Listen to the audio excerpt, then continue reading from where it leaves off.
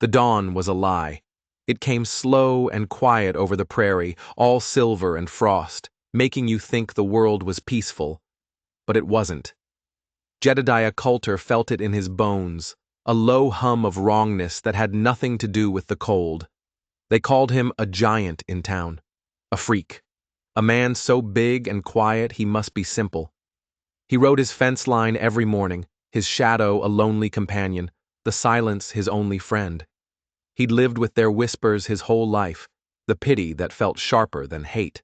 He'd built his world out here, with fences for walls and the endless sky for a roof. It was enough, until it wasn't. His horse, a tough roan mare, stopped dead. Her ears swiveled, pointing like twin daggers toward the barn. Jed went still, listening. The wind carried the scent of sage and ice, but under it, something else. A sound so faint he almost missed it. A whimper. It was the sound of something broken. Jed swung from his saddle, his boots crunching on the frozen dirt. Every step toward the barn was deliberate. He'd learned long ago not to rush into trouble, but trouble, it seemed, had come rushing to him. The barn door hung open, a dark mouth breathing out the smell of hay and fear. Shadows clung to the corners, but one shadow was different. It was crumpled, human. A woman lay in the straw, a tattered coat pulled around her like a shroud. Her face was the color of ash, dark hair tangled with bits of hay. One eye was swollen shut, a brutal purple against the pale skin. Her breath was a wet, ragged sound in the frozen air.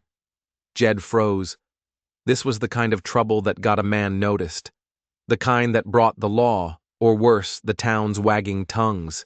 His first instinct, the one that had kept him safe and alone for years, was to turn around, ride away, pretend he'd seen nothing. But he couldn't. He couldn't leave her there to die, no more than he could leave a newborn calf to freeze in a blizzard. He moved closer, his huge frame making the floorboards groan. "Ma'am," he said, his voice a rusty hinge from disuse. She flinched. Her one good eye opened, a sliver of gray clouded with fever and terror. She tried to say something, but only a dry rasp came out. He saw the bruises then, dark thumbprints climbing her throat, the unmistakable mark of a man's fingers around her wrist. A hot, unfamiliar rage coiled in his gut. He knelt, his big hands hovering, unsure. "You're hurt bad," he murmured. "Going to get you inside." He scooped her up. She weighed almost nothing, a bundle of broken bones and pain. She gave a weak little struggle, then went limp against his chest, her head fitting perfectly in the hollow of his shoulder. For just a second, he stood there, this fragile stranger in his arms, the world outside his fences suddenly crashing in. He carried her to the house, a place that had only ever known his own lonely footsteps. He laid her on his bed, the only one he had, and stared down at her, a wave of helplessness washing over him. He knew cattle. He knew fences. He didn't know how to fix a broken person, but he knew wounds. He built the fire high until it roared, chasing the shadows away. He heated water, found clean rags. As he gently wiped the blood and grime from her face, her lips moved. A whisper escaped, so faint he had to lean in to hear it. "Don't let him find me." Jed went absolutely still. "Hush now," he said, his voice softer than he knew he could make it. "You're safe here." But as he looked down at her battered face, a cold dread settled in his stomach. He had a terrible feeling that by bringing her inside, he hadn't just saved her. He had invited whatever she was running from right to his door. The fever took her deep. For a day, she just drifted, lost in a world of pain he couldn't reach. He spooned water between her cracked lips, talking to her in a low, steady rumble, the way he'd soothe a spooked horse. "Name's Jed Coulter," he told the sleeping woman. "You're on my ranch. You just rest." His voice sounded strange in the quiet house. Too loud, too real. He wasn't used to speaking to anyone but his horse. Outside, the wind howled, a lonely sound that usually felt like home. Now it sounded like a warning. He knew what they'd say in town. They already thought he was a monster, an outcast. Now they'd have a real story. The giant Coulter got himself a woman, a beat-up drifter he found in his barn. The whispers would turn to accusations. He could already feel their eyes on his back. His jaw tightened. He hated that part of him, the part that cared, the part that had let their small-minded cruelty drive him out here in the first place. But then he'd look at the woman in his bed, at the way her chest hitched with every painful breath, and the town and its gossip felt a million miles away. Late the next afternoon, her eyes fluttered open. This time, they were clear. Scared, but clear. She watched him for a long moment, this mountain of a man sitting by her bed. Where am I?" she rasped. "My ranch," he said, keeping his voice quiet. "You're safe." She almost laughed, a broken, bitter sound. "Safe," she whispered. "No, not safe." She took a ragged breath, her eyes darting toward the window. "He'll come." Jed leaned forward, his heart starting to pound. "Who'll come?" Her lips trembled. She forced the name out like a curse. Clay Rigg. The name hit the air and seemed to hang there, thick and poisonous. Then her eyes rolled back, and the fever pulled her under again. Jed sat there, motionless, the name Clay Rigg burning a hole in his mind. He didn't know the man, but he knew the type of man, the kind that left marks like the ones on her throat, the kind that didn't stop until he got what he wanted, and she was terrified he would come to finish the job. The sun went down, bleeding purple and orange across the horizon. The quiet ranch didn't feel quiet anymore. It felt like the calm before a storm. He had lived his life avoiding trouble, keeping his head down, making himself small despite his size. But trouble had found him. It was sleeping in his bed, breathing his air, and it had a name. He looked from the fragile woman to the endless, darkening prairie outside his window. He knew, with a certainty that chilled him to the bone, that his quiet life was over. Whatever was coming, it was coming for him now, too. He didn't know if he was ready, but he knew he wasn't going to run. She woke up properly the next morning, the fever having broken just enough for her to make sense of the world. She introduced herself with one word, her voice thin as a thread. "Vera." She tried to sit up, but a wave of pain sent her falling back against the pillows with a sharp gasp. Jed was there in an instant, a hand hovering over her shoulder, not quite touching. "Easy now," he rumbled. "You need to rest." "I can't stay," she whispered, her eyes wide with a fear so deep it looked like it had been carved into her soul. "He'll come for me. Clay won't just let me go." Jed had done some asking in his own mind. He'd heard the name Clay Rigg before, a trail boss with a reputation for a quick temper and heavy fists, a man who enjoyed breaking things, horses, men, and, he suspected, women. He didn't tell her that. He just said, "You're safe here, for now." It was a promise he wasn't sure he could keep. 2 days passed. A strange, quiet rhythm settled over the ranch. Jed would cook a thin broth, and Vera would force herself to swallow a few spoonfuls. He mended a tear in her worn-out coat while she slept, his big, clumsy fingers surprisingly deft with a needle and thread. She watched him sometimes, a puzzled look on her face. She couldn't square the man the town whispered about with the gentle giant tending to her wounds. One afternoon, she was strong enough to sit at the small kitchen table. "Why are you helping me?" she asked, her voice barely a whisper. "The folks in town, they say you don't take to strangers." Jed's jaw tightened. Town says a lot of things. He met her gaze, his own eyes honest and raw. "Seemed to me you needed someone." She looked away, but he saw her shoulders relax just a little. It was the first time she'd looked anything other than terrified. She still wouldn't talk about Clay Rigg, not really. She only said she'd been a cook for his trail crew and had to leave when things turned bad. The way she said turned bad made Jed want to break something, but trouble was brewing, faster than a summer storm. The first sign was a neighbor boy sent to fetch some feed. The boy's eyes went wide when he saw Vera in the kitchen, a ghost of a woman stirring a pot. He stammered his excuses and practically ran back to his horse. By nightfall, Jed could feel the gossip spreading across the prairie like wildfire. The giant has a woman, a mysterious, battered woman.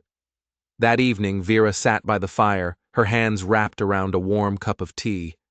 "They'll talk, won't they?" "They always do," Jed said, his voice flat. She looked at him, her gaze surprisingly sharp. "Do you care?" He thought about a lifetime of sideways glances, of the one time he'd worked up the courage to ask a girl to dance, only to have her laugh in his face. "I'd be afraid you'd crush my toes, giant." The memory still stung. The hurt had built the walls of this lonely life. But looking at Vera, her face illuminated by the firelight, her spirit shining through the bruises like a stubborn star, he found a new truth spilling out. "I used to," he said, his voice rough. "Not so sure I do anymore."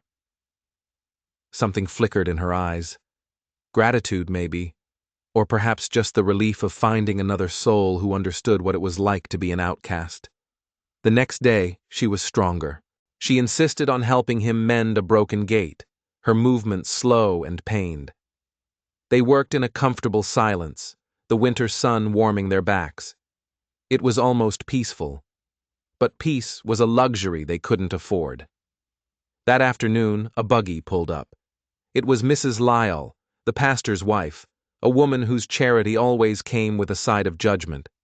She carried a basket of biscuits, her smile as thin as a razor. Jed met her at the door, his body a solid wall. "She's sick," he said, his voice polite but firm.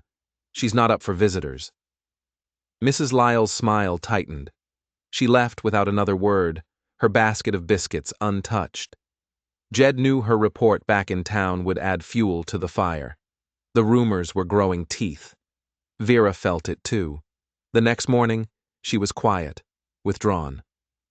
"I didn't mean to bring this on you," she said, her voice trembling. "This ain't your fault." She shook her head, and finally, the dam broke. "He beat me because I said no," she choked out, the words torn from her. "Because I tried to leave him. He told me I belonged to him. Clay Rigg. He doesn't forgive. He doesn't forget. He'll find me. And he'll make you pay for hiding me." Jed's heart felt like a lead weight in his chest. He wanted to promise her everything would be okay, but promises were easy. Keeping them was hard. Instead, he looked her straight in the eye and said the only thing that felt true. "You're not alone anymore." A single tear traced a path through the dust on her cheek. She nodded, a tiny, almost imperceptible movement, and turned away. Later that day, as dusk settled, he saw her standing on the porch, leaning against a post for support. She was staring out at the eastern horizon. Jed followed her gaze. His blood ran cold. A plume of dust was rising against the dying sun. It wasn't cattle. It was riders. 3 of them. They were still miles away, but their silhouettes were sharp and menacing. The last rays of sunlight glinted off something metal, a rifle barrel. Vera's face was a mask of pure terror. Her whisper was carried to him on the wind, a sound of utter despair. "He's found me." Jed's hands curled into fists at his sides. The loneliness that had been his prison for so long suddenly felt different. It felt like armor. He stepped up beside her, his shadow falling over her, a silent, unmovable mountain. The riders were getting closer, and the long, quiet chapter of Jed Coulter's life was about to end in violence. The 3 riders didn't push their horses. They came on slow, deliberate, like they owned the land and everything on it. They knew their prey was trapped. They were savoring it. Jed stood his ground in the yard, a solid oak against the rising wind. He'd sent Vera inside, told her to bar the door and stay away from the windows. She'd argued, her eyes flashing with a surprising fire, but her body was too weak to disobey. He saw her face for a second, a pale oval in the dark window, before she disappeared. He was alone again. But this time, it felt different. He wasn't just protecting his solitude, he was protecting a life. The riders pulled up just outside the fence line. The man in the middle was exactly as Jed had pictured him. Broad-shouldered, with a swagger that spoke of casual cruelty. A dark hat was pulled low, but Jed could see the cruel twist of his lips. This was Clay Rigg. "Coulter!" Rigg's voice cut through the air, sharp and mocking. "I hear you're keeping something that belongs to me." Jed said nothing. He just watched, his face a granite mask. Rigg's eyes slid past Jed, fixing on the house. A slow, predatory grin spread across his face. "There she is, my little songbird. Thought she could fly the coop." He spat on the ground. "She needs to be taught a lesson. Give her to me, and we'll ride on. No trouble for you." "She's not a thing," Jed said, his voice a low rumble. "And she's not going anywhere." Rigg's grin vanished. "You think that size of yours makes you a man? I've heard all about you, Coulter. The town freak, the gentle giant who's too scared to even talk to people." He laughed, a harsh, ugly sound. "And now you're playing the hero? For a worthless runaway cook?" "Ride on, Rigg," Jed said, his voice dangerously quiet. "This is your only warning." One of Rigg's men chuckled. "Boss, this ain't worth our time. Let's just take the girl and—" Rigg held up a hand, silencing him. His eyes, glinting in the twilight, were locked on Jed. "You're making a mistake, giant. A big one." He swung down from his horse, his movements fluid and confident. He rolled his shoulders, a clear invitation. "I'm gonna enjoy breaking you." Jed felt that old, familiar shame rise up in him, the memory of 100 jeers and insults. But then he saw Vera's face in his mind, bruised but defiant. He slowly took off his hat and laid it on the fence post. He wasn't that boy anymore. Rigg came in fast, a flurry of vicious, targeted punches. Jed took the first one on the jaw, his head snapping back. Pain exploded behind his eyes. He was slower, less practiced, but he was rooted to the earth. He absorbed the blows, waiting. Rigg got cocky. He leaned in, sneering, "You bleed just like everyone else, freak." That's when Jed moved. He didn't throw a fancy punch. It was a sledgehammer of a blow, powered by years of silent rage. It caught Rigg in the ribs with a sickening crunch. The air whooshed out of Rigg's lungs and he staggered back, his face a mask of shock and pain. His men shifted nervously in their saddles. This wasn't supposed to happen. Rigg straightened up, spitting a stream of blood onto the dirt. "Lucky shot," he rasped, but the confidence was gone from his eyes. He lunged again, but this time it was wild, desperate. They fell into a brutal rhythm, the only sounds the thud of fists on flesh and their own ragged breaths. Jed was taking a beating, but for every punch he took, he gave one back, heavier and harder. He was a rock, weathering a storm, slowly grinding it down. Then, with a roar of frustration, Rigg pulled a knife. The blade gleamed in the dying light. "Enough of this," he hissed. Jed's heart hammered against his ribs. This was it. The line had been crossed. Rigg lunged, the knife aimed straight for Jed's gut. Jed didn't try to block it. He moved inside the thrust, a brutally effective move he'd learned in a bar fight years ago. He grabbed Rigg's wrist, twisting it with all his strength. Bone grated against bone. Rigg screamed, a sound of pure agony, and the knife clattered to the ground. Jed wasn't done. He drove a fist into Rigg's face, then another. He was fighting for Vera, for himself, for every person who had ever been called worthless. But as he raised his fist for the final blow, something stopped him. A voice from the doorway of the house. "Jed, don't." It was Vera.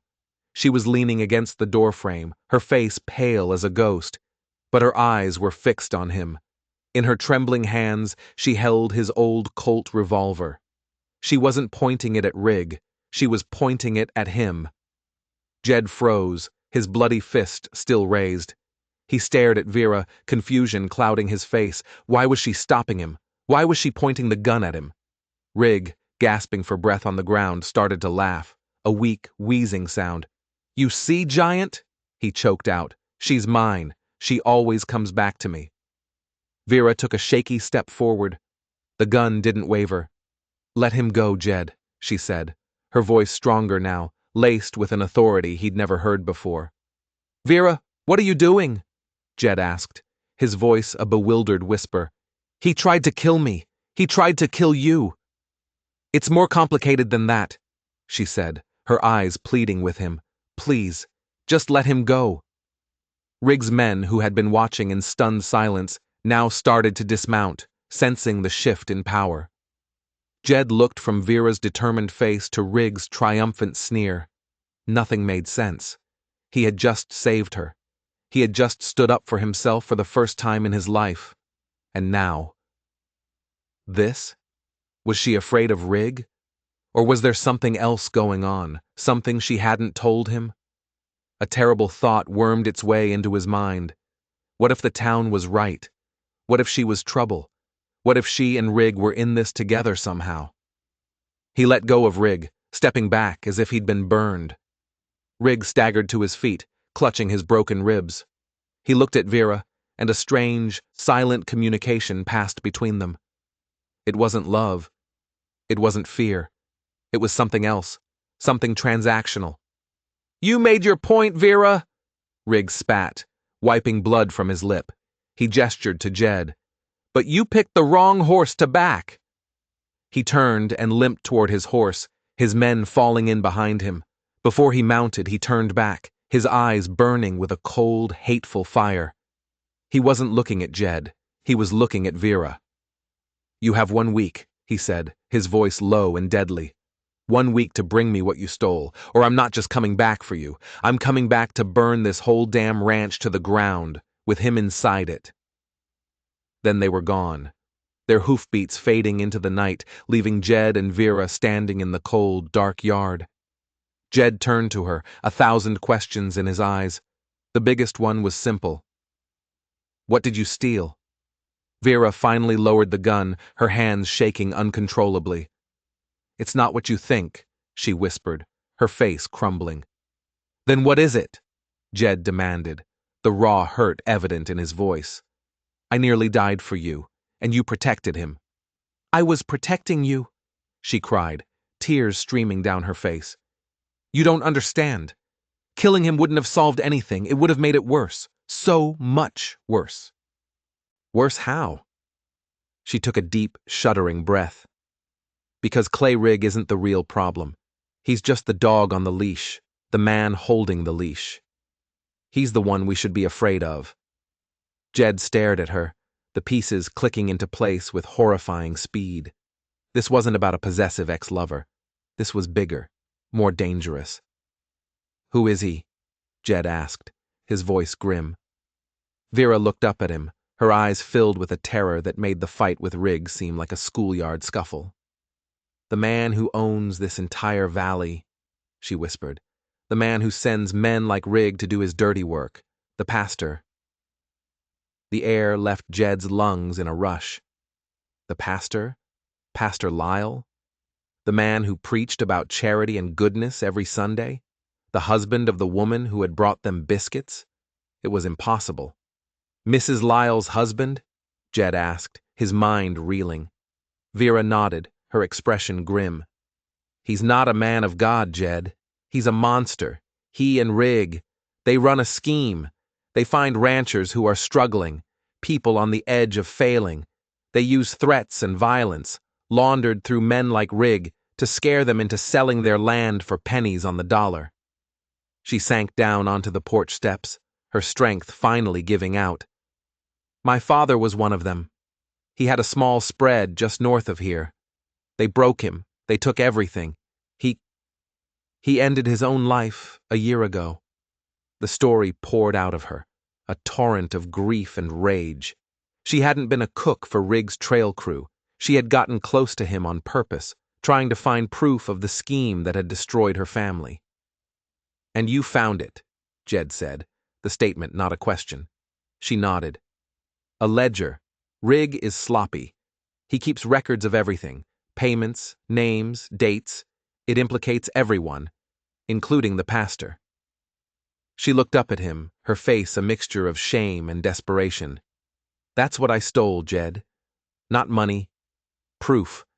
I was going to take it to the federal marshal in the next county.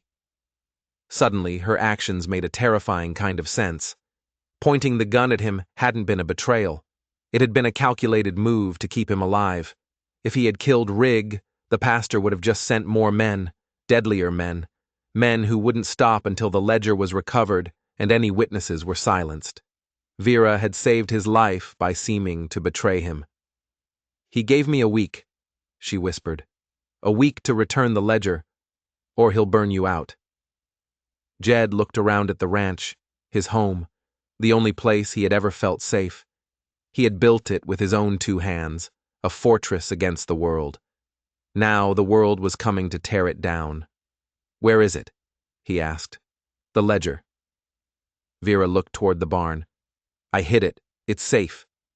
No, Jed said, his voice flat and hard as iron. It's not safe.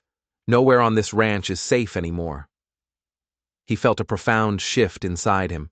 The fight with Rig had woken something up. This revelation had given it a direction.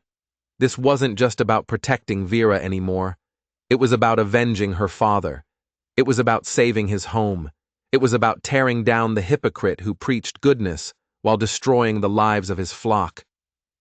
He thinks we're scared, Jed said, a cold fire starting to burn in his eyes. He thinks he can threaten us into giving up. He walked over to where the knife Rig had dropped still lay in the dirt.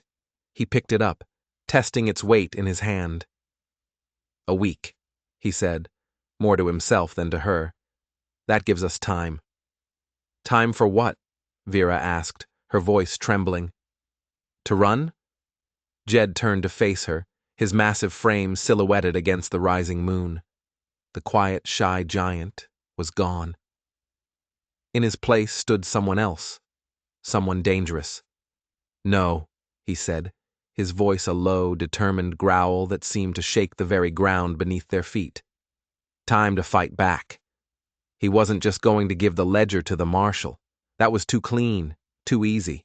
The pastor was powerful. He had connections. He could make a piece of paper disappear. No, justice needed to be delivered right here, in Red Butte Crossing. Jed and Vera spent the next 2 days in a state of tense preparation. Vera, her strength slowly returning, showed him the ledger. It was a simple book, but its contents were explosive. Names of ranchers, dates of accidents, and payments signed off by a discreet PL. Pastor Lyle. It was a road map to the pastor's greed, and Jed knew it was their only weapon. He'll be expecting us to run, Jed said, poring over the book by lamplight. Or to hand this over. He won't expect us to bring the fight to him. His plan was simple and insane. The town was holding its annual Founders' Day picnic in 5 days. The whole valley would be there, including the pastor who would give the opening prayer, standing on a makeshift stage in the town square. That's when we expose him, Jed said. In front of everyone he's lied to, in front of the families he's destroyed. They won't believe us, Vera whispered. They'll believe him. He's a man of God. You're the town outcast, and I'm a drifter. They'll believe the ledger, Jed countered, and they'll believe the testimony of his other victims. The next morning, Jed rode out, not to town, but to the small, hard-scrabble ranches dotted throughout the valley, the ones with failing crops and patched-up fences. He carried the ledger with him. At the first ranch, an old man named Miller opened the door, his eyes full of suspicion. What do you want, Coulter? Jed didn't waste words. He opened the ledger to a specific page. I think Pastor Lyle and Clay Rigg had your son-in-law killed. Miller's face went pale. His son-in-law had died in a cattle stampede 6 months earlier.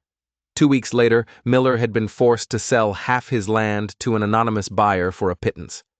The ledger showed a payment to Rigg the day after the stampede.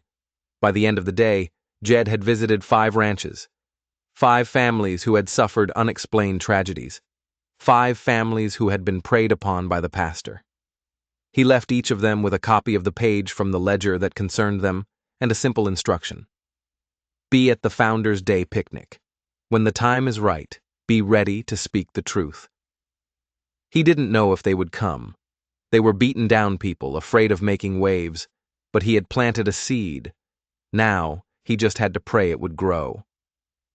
Meanwhile, the pastor was not idle. Word had gotten back from Rigg that the ledger hadn't been recovered. The town started to feel different.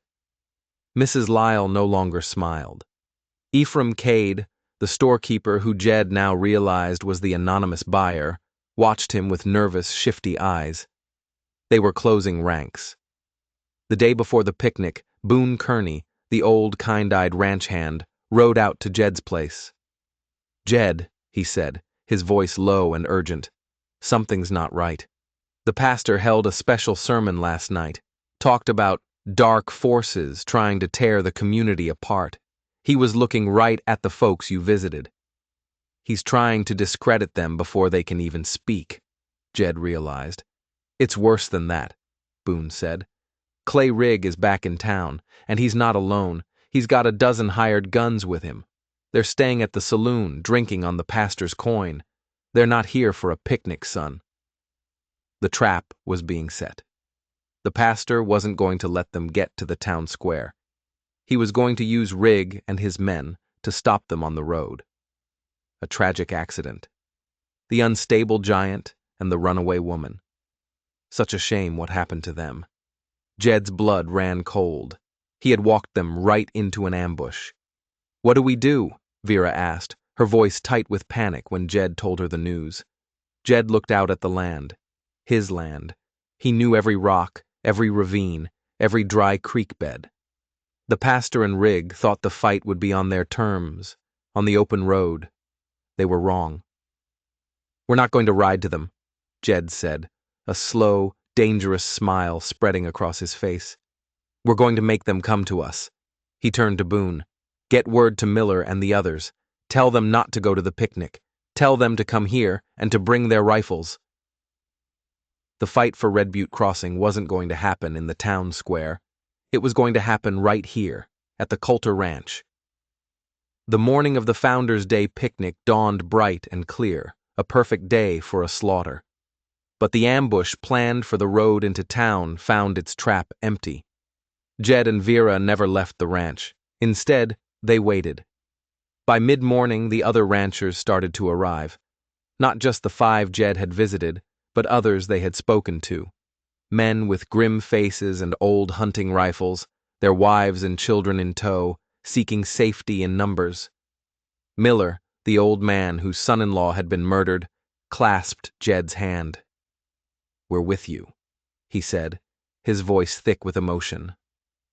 By noon, Jed's small, lonely ranch had become a fortified camp, a pocket of rebellion in the heart of the pastor's valley. They didn't have to wait long. Around 2 o'clock, a lone rider appeared on the ridge. It was Clay Rigg. He sat on his horse, staring down at the ranch, his face a mask of fury. He had been played. He saw the armed men positioned on the barn roof by the fence line. He saw the women and children being hurried into the storm cellar. He wheeled his horse around and disappeared. "He's gone to get the others," Boone said, chambering a round into his rifle. "They'll be back by dusk." The afternoon passed in a blur of frantic activity. They reinforced the fences, boarded up windows, and set up lines of fire. Jed, moving with a calm authority that no one questioned, assigned every man a position. He was no longer the town outcast. He was their general.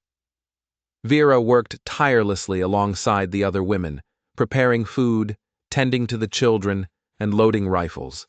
There was no fear in her eyes anymore, only a cold, hard resolve. As the sun began to set, casting long, bloody shadows across the prairie, they returned. It wasn't just a dozen men, it was closer to 20. Hired guns, drawn by the promise of the pastor's money. They spread out, forming a wide, menacing arc around the ranch. The pastor himself was there, sitting in a black buggy on a nearby hill, a general watching his army prepare for battle. He wanted a front-row seat to the destruction of the man who dared to defy him. The first shot came from Rig, a wild pistol round that pinged off the metal roof of the barn. And then all hell broke loose. The air filled with the roar of gunfire and the splintering of wood. It was a chaotic, terrifying symphony of violence. Jed's ranchers were outnumbered, but they had cover, and they were fighting for their homes, for their lives. Jed moved through the chaos, a giant figure of calm. He didn't fire wildly. Each shot from his rifle was carefully aimed, intended to disable, not to kill. He dropped one of Rig's men with a shot to the leg, another with a shot that shattered the stock of his rifle. But Rig's men were professionals. They advanced steadily, using the fading light as cover, their bullets chewing through the walls of the house and barn. One of Miller's sons cried out, clutching a bloody arm. The first casualty. The tide was turning against them. Then, from inside the house, came a new sound. A shattering of glass. Vera appeared at a second-story window. In her hands was not a rifle, but a bundle of oil-soaked rags, lit on fire. With a cry of rage, she hurled the makeshift firebomb toward a wagon Rig's men were using for cover. It landed perfectly. The dry wagon went up in a whoosh of flame, scattering the men and silhouetting them against the blaze. Jed and the other ranchers seized the opportunity, laying down a withering field of fire that sent the hired guns scrambling back. Vera's bravery had turned the tide. Rig, enraged, saw her in the window. He raised his pistol, taking careful aim. But Jed saw him first. With a roar that was more animal than human, Jed burst from behind the water trough he was using as cover. He ignored the bullets kicking up dirt around his feet, his focus entirely on Clay Rig. Rig turned, his eyes wide with panic. He fired, but the shot went wide. Before he could fire again, Jed was on him. It wasn't a fight, it was an execution. Jed slammed into him like a freight train, lifting him off his feet and throwing him to the ground. He wrenched the pistol from Rig's hand and tossed it away. He stood over the man who had caused so much pain, his chest heaving, his hands balled into fists. He could end it. Right here. Right now. But then he looked up at the hill. He saw the pastor's buggy, the dark figure watching them. Killing Rig wouldn't solve anything. The pastor was the disease.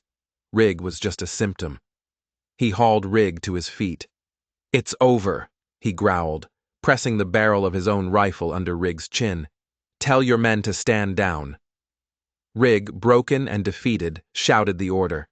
The gunfire slowly sputtered out, replaced by an eerie silence. But it wasn't over. From the hill, a single shot rang out. Clay Rig's body went limp in Jed's arms, a neat black hole appearing in the center of his forehead. The pastor was cleaning up his loose ends. Jed dropped Rig's body and stared up at the hill. The pastor was already turning his buggy around, ready to flee and deny everything. He was going to get away with it. But Jed wasn't the only one watching. Boone Kearney, positioned on the roof of the barn, had seen it all. The old man was a crack shot. He took a steadying breath, lined up the sights of his rifle on the rear wheel of the pastor's buggy, and gently squeezed the trigger. Miles away on the hill, the wheel shattered. The buggy lurched violently, throwing the pastor to the ground before careening into a ravine. The hired guns, their leader dead and their paymaster incapacitated, wasted no time. They melted back into the darkness, leaving the field to the victorious ranchers. Jed, Vera, Boone, and Miller rode up the hill. They found Pastor Lyle lying in the dirt, his leg twisted at an unnatural angle, his fine black coat covered in dust.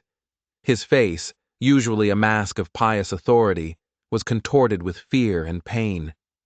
He looked up at the faces staring down at him, the giant he had mocked, the woman he had victimized, the old men he had ruined. He opened his mouth to speak, to offer a prayer or a lie. Jed just held up the ledger. No words were necessary. His reign was over. Justice had finally come to Red Butte Crossing. They brought Pastor Lyle back to town, not as a respected leader, but as a prisoner. When the federal marshal arrived a week later, he found a town already transformed. The ranchers, united by the siege, had taken control. Ephraim Cade, the crooked storekeeper, had confessed everything, hoping for a lighter sentence. The pastor's empire of fear had crumbled to dust. In the aftermath, the world looked different to Jed Coulter. When he rode into town, people didn't stare and whisper. They nodded, they smiled, they called him by his name. The children, no longer afraid of the silent giant, would run up to his horse offering him apples. He was no longer an outcast. He was a hero. The ranch, once a lonely fortress, was now often filled with the sounds of laughter. Miller and the other ranchers would come by to help with repairs, to share a meal, to simply sit on the porch and talk. They had formed a bond, forged in fire and gunpowder, that was stronger than any fence. And then there was Vera. She stayed. The bruises on her face faded, replaced by the healthy glow of peace. The terror in her eyes was gone, replaced by a quiet, steady strength. She and Jed never spoke of what had passed between them, the unspoken feelings that had grown in the shadow of violence. They didn't have to. It was there in the way he'd watch her from across the yard, a small, soft smile on his face. It was there in the way she'd bring him a cup of coffee in the morning, her hand brushing his as he took it. They were two broken souls who had found a way to heal each other. They had faced down monsters, both outside and in, and had come out the other side, stronger. One evening, as they sat on the porch watching the sun set, Vera leaned her head on Jed's massive shoulder. "Do you ever miss the quiet?" she asked softly. Jed thought for a moment, listening to the distant sound of a neighbor's child laughing. He looked at the grave on the hill where they had buried Clay Rigg, a grim reminder of the cost of their peace. He looked at Vera, her presence a warm, solid comfort beside him. "No," he said, his voice a low, happy rumble. "The silence was just loneliness in disguise. This is much better." He put his arm around her, and together they watched the stars come out, two people who had found their home not in a place, but in each other. They had fought for their valley, and in doing so, had found a world they finally belonged in. If you enjoyed this story of justice and redemption, and you want to hear more tales where the underdog gets the last laugh, do me a favor and hit that subscribe button. It really helps the channel out. And don't forget to ring the notification bell so you don't miss the next one.